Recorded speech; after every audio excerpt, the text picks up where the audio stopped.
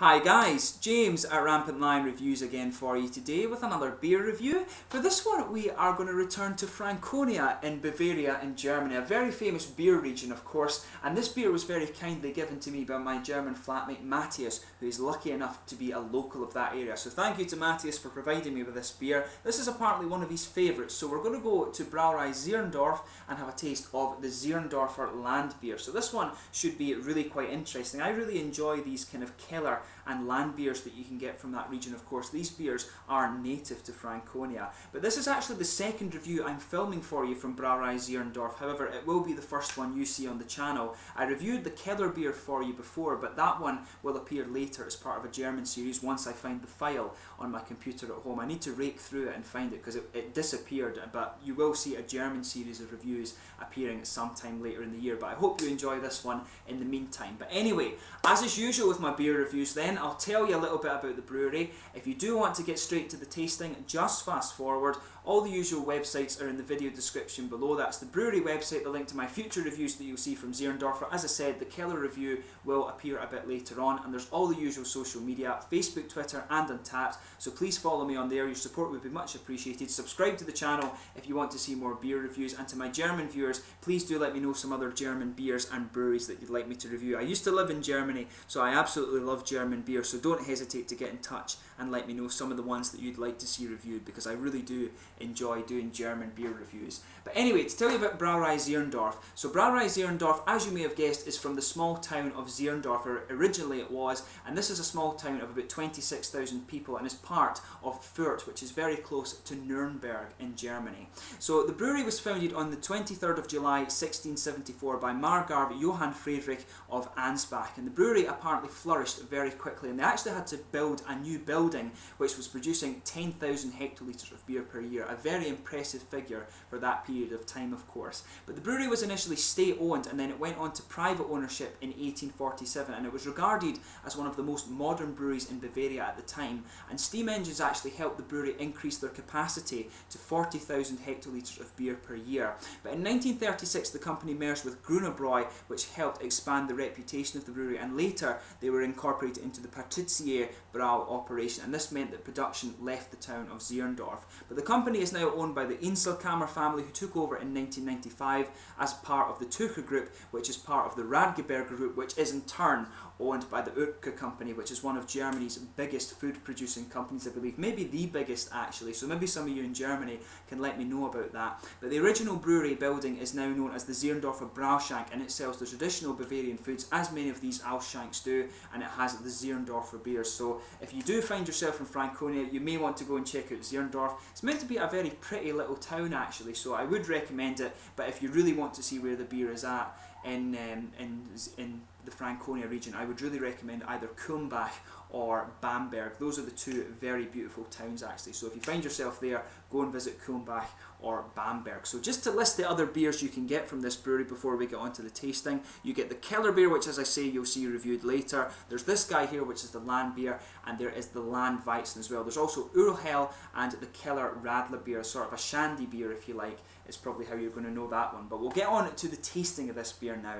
So this one is a 4.9% Landbier. In Germany, and especially in Franconia, you have Keller beers, Zwickel beers and the Landbiers, and these are slightly hoppier versions of the Helles, but out of the three, the Landbier is actually the more malty one, and I really enjoy the more malty beers, but the Keller beers are also very nice. It's just nice to try these kind of how do you say, native Franconian beer reviews. So I'll let you have a little look at the artwork on this one before we open it up. As I said, it comes in at 4.9%, a German Landbier if you like, or a Franconian Landbier. You can see the nice Zirndorf lion on this one. That's also on the top label there and on the bottle cap. Just under the label here it tells you some of the history I was telling you in the history part of the video, and on the back here it just says it's a specialty Landbier, and it says it's made from Zirndorfer with the best ingredients and all of this sort of thing on the back. So it looks very nice, and yeah, as you can see that's the back label there, some German writing on there. But yeah, let's get this guy out and we'll get on with the tasting here. It says best before the 3rd of the 10th 2016, so the beer of course is well in date. But we'll get this guy open and get on with the tasting. The lion of course is on the bottle cap as well. So yeah, so as you can see, a nice smoky opening on this one. We'll get it out and into the glass. Usually you would drink this beer out of a sort of stein glass, I guess you would call it. A lot of Germans are very, very concerned about the glasses that they drink their beers out of, but personally I've always found it doesn't affect the flavour at all. I mean, the flavour of beer is down to the chemical components of the beer, not out of the kind of glass that you're drinking it out of. So I find it's a bit of placebo effect when it comes to glasses. The beer tastes the same regardless of the glass you use. The glass really just affects the it kind of affects the flavours of the beer that comes out. So yeah, we'll see how we get on with this one. But as you can see, it's poured a really nice orangey amber colour, this one. It is clear, and there's a finger of a frothy white head on this one. Some big bubbles sticking towards the side of the glass, but quite a few little ones just going up towards the bottom of the head. So let's have a quick look at the aroma on this one. So this is quite interesting actually. It does smell really quite thin. Yeah, but it's actually quite hoppy. I was expecting this one to be a lot more malty, because that's what I'd heard about the Landbiers. The Landbiers are supposed to be the more malty variety of these kind of Keller and Zwickel and Landbiers. This one's supposed to be a bit more malty, but it really smells quite grassy. There's a lot of noble hop character coming out of this one. Yeah, there's a bit of caramel malt in there, some bready character. Yeah, sorry about that, there was a little issue with the camera there, so I will have to edit this video, but we just talked about the aroma there. As I said, it's a nice kind of grassy hop aroma you're getting out of this one. It is a bit more malty once you start to sugar it up a little bit, but you can see, looks very nice, and it should be a really interesting one. So a big thank you once again to Matthias for providing this beer, but let's get on with the tasting. Cheers. This is the Landbier from Zirndorfer in Germany.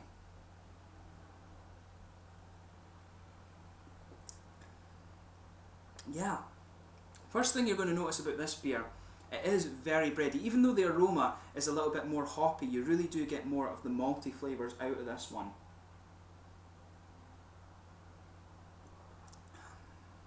Yeah, the middle of your palate of this is just blanketed with this nice kind of bready character. It just goes right across the middle of the tongue, but on top of that you can get the real sweeter elements in the malt base. There's some caramel in there, there's some biscuity cereal elements, and you can just feel that sweetness building as you go through the beer. But it has that, you can feel this one. As I said, it smells a little bit more hoppy than it is, but the malty character is nice, and just it starts to build as you move through this beer. But it's very light and it's very drinkable.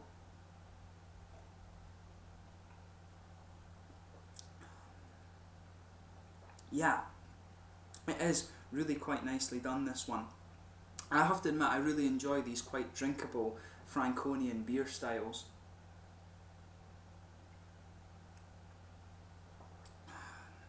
Yeah, the hoppy character on this one, it's actually really quite hard to detect. As I always say, the hoppy characters come around the edge of your tongue, so at the back there's just a little tiny bit of that German earthy hop noble character, and as you come further forward you start to get the more floral and grassy elements of the flavour.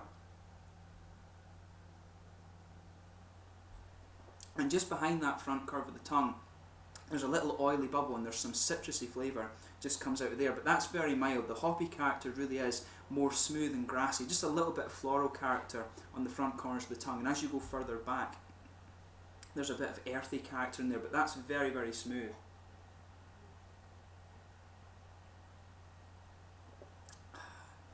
Yeah, there's a nice light breadiness, some caramel and biscuity flavours in there, and it just kind of goes together very well. The whole point of these beers is to be very light and very sessionable, and that's exactly what this one is. So if you enjoy your kind of German style lager beers, then you will really quite enjoy this one. So in terms of the mouthfeel of this one, I'd say really quite light bodied actually. There's a good sort of sweet malty character to this one, and as you kind of go through it, the sweet malty character just builds a little bit. There is a bit of kind of dry hoppy character in there, and that just builds as you kind of go, as you sort of move more into the aftertaste. The dryness really builds a little bit, but yeah, overall the malty character quite sweet, hops just a little bit of dryness, and it's a very light and very sessionable beer. There's not much more else to say about it than that. So overall it's a nice kind of light Franconian, quite sessionable beer. So I would have to admit, if you enjoy your light drinkable beers, then this is one you're going to enjoy. If you enjoy the Landbiers, it's quite similar to a lot of the ones you're going to try. It's not a style that varies too much, so go and give it a try and see what you think. But yeah, thanks again for watching my beer reviews. As always, if you have tried this beer before, do let me know what you think about it in the comment section below.